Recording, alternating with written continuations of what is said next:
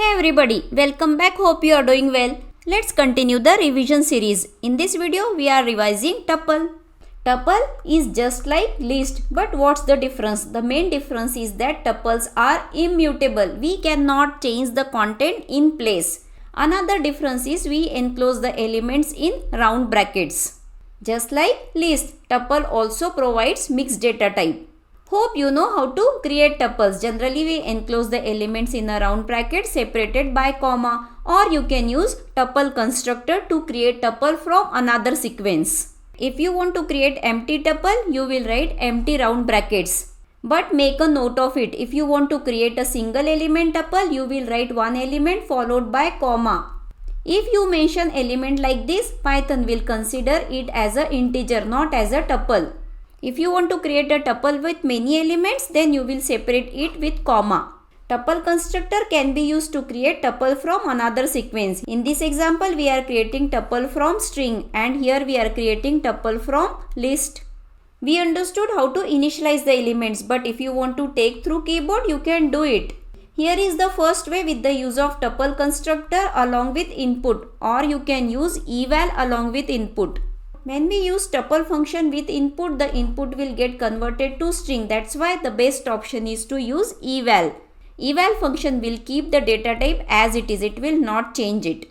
Here is the list of tuple operations. The first is traversing. It is just like list. Joining two tuple also similar to string and list. We can use plus operator to join two different tuples into a single. Replication operator also works like string and list. Slicing concept also same as list and string.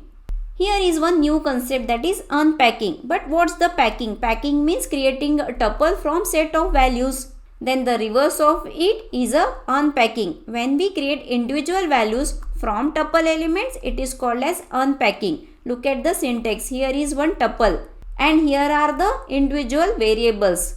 Look at this simple example. Here is one tuple with two elements. That two elements of the tuple can be separate out in a separate variable. When we are printing it, we are getting the individual element of the tuple that got stored in a different variables. One thing we should note down, when we are unpacking, the number of variables should be same as the number of elements of the tuple.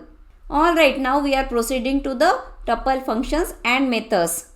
As tuple is immutable, we cannot perform many operations on it. We cannot add the element, modify the element or delete the elements. That's why there are very less number of functions and methods associated with tuple. These methods and functions we have already discussed in case of string and list. Hope you remember it. Let me tell you in short, let function gives the number of elements. Max, mean and sum function gives the maximum element from the tuple, minimum element from the tuple and sum of the tuple elements. Index method works exactly same as list and string. It gives the index of first match element. Count method also works same as list. It gives the count of the item. Here is the tuple method which we discussed already. It is used to create tuple from other sequence.